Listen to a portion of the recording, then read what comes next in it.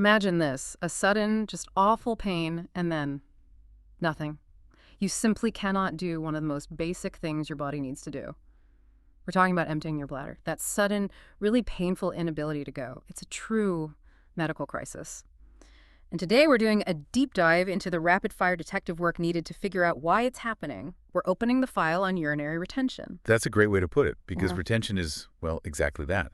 You can't voluntarily empty your bladder. And, everyone knows that feeling of urgency, but the reasons behind retention, they're all over the map. Yeah. Our sources today lay out a pretty clear clinical pathway that doctors use. It breaks down into 4 main areas we'll explore: obstruction, spinal cord problems, medications, and infection. Right. So the map for you, our listener, is straightforward today. We're going to walk through that clinical thinking, starting from, stabilizing the patient all the way to finding the actual root cause. It often kicks off in a busy ER, but it quickly gets into some pretty detailed anatomy and even pharmacology. Our goal is to give you a really clear, structured sense of this diagnostic journey. Okay, let's dig in. So, when someone shows up with urinary retention, the very first thing clinically is figuring out, is this acute or chronic? History is key here.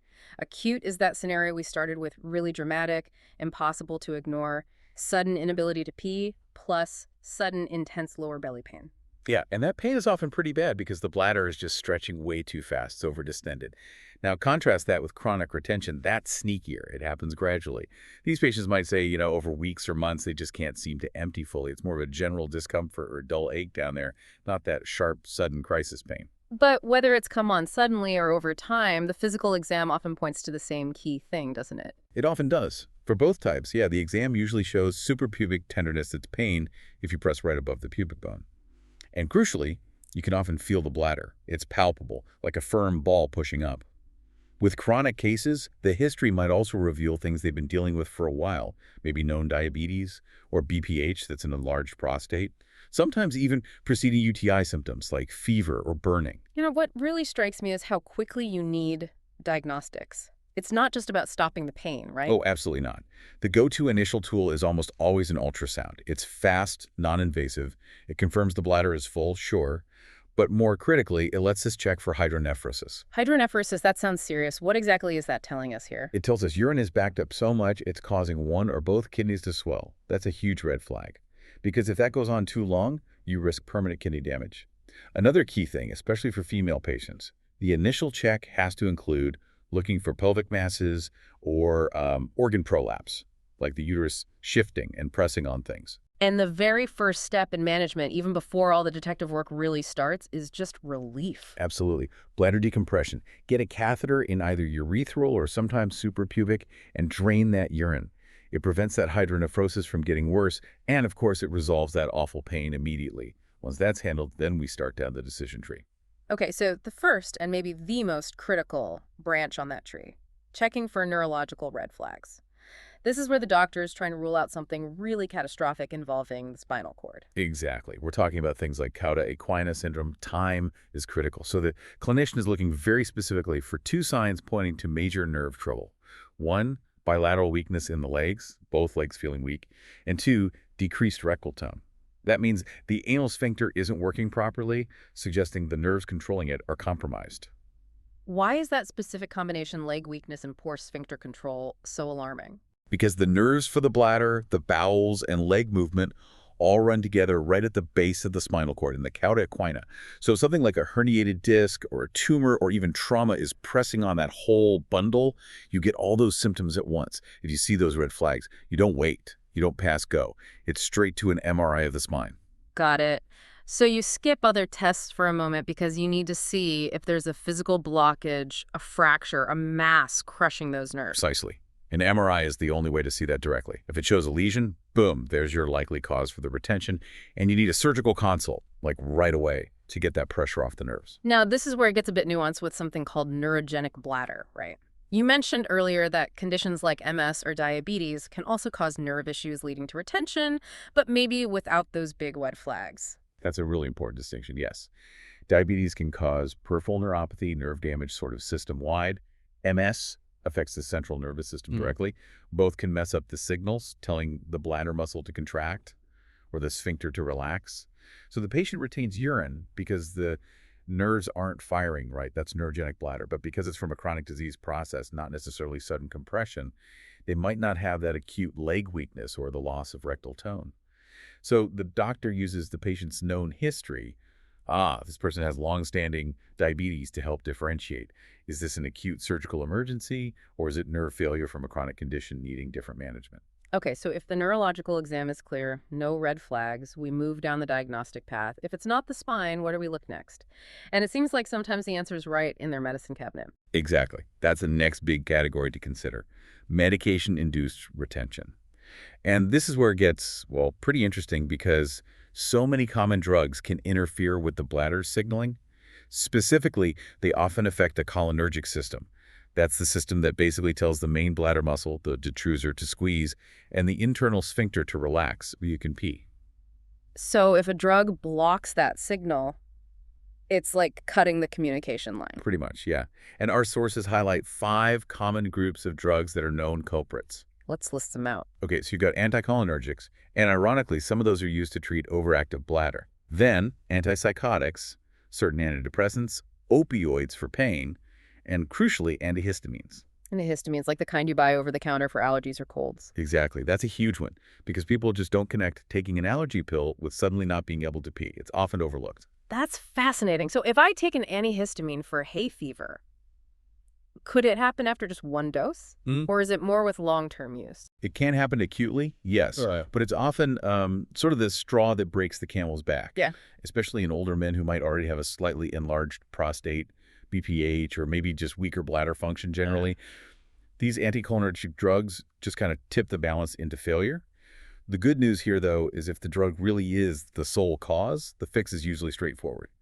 You stop the medication or maybe switch to a different one if possible. The retention should get better pretty quickly once the drug is out of the system. Okay, so spine clear, medications reviewed and hopefully ruled out. Then we get to the full lab workup, right? CBC, BMP, PSA, urinalysis, urine culture. And this brings us nicely to pathway number 3, which is often the most common mechanical issue, obstruction. Right. And when obstruction is the problem, the labs often paint a specific picture. If urine's been backing up a while, that basic metabolic panel, the BMP, might show elevated creatinine. That's a key finding. It tells you the kidneys are starting to feel the strain from that back pressure. You might also see a high PSA, the prostate-specific antigen, if the prostate is involved. But importantly, the urinalysis and the urine culture, they'll usually be negative. No signs of infection causing this blockage. And pairing that with the physical exam, the digital rectal exam, the DRE, might show an enlarged prostate, pointing towards BPH, benign prostatic hyperplasia. Yes, BPH is definitely the #1 cause of obstructive retention in older men. But here's the really key anatomical point, the clinical pearl that sometimes gets missed. BPH typically happens in the transitional zone of the prostate. Think of it as the inner core right around the urethra, the tube urine flows through.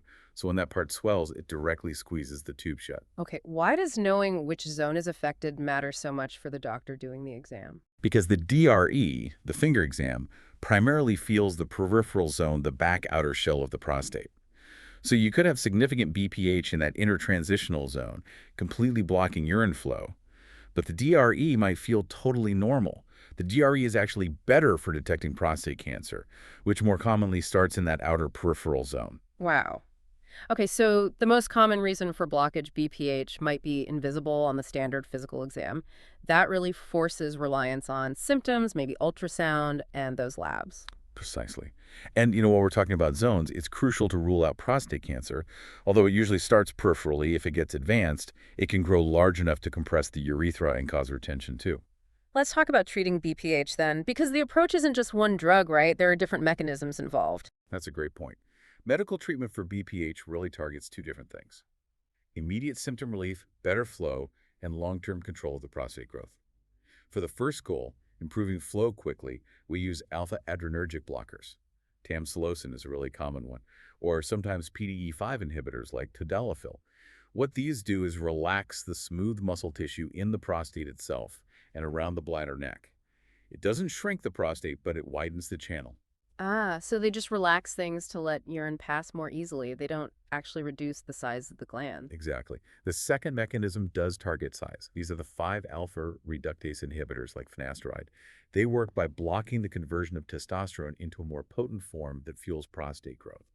So over time, they can actually help shrink the prostate. This takes longer to see results, maybe months, but it addresses the underlying growth. And then, of course, if medications aren't enough, or if there are complications like repeated infections or kidney issues, there's surgery.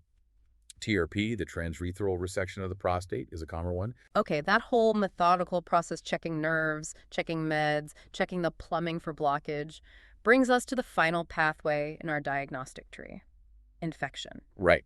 And here, the lab results tell a completely different story than simple obstruction. Now we're looking for inflammation.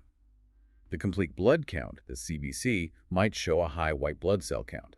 The urinalysis will likely be positive for leukocyte esterase. That's a marker for white cells in the urine, and often nitrites, which signal certain bacteria.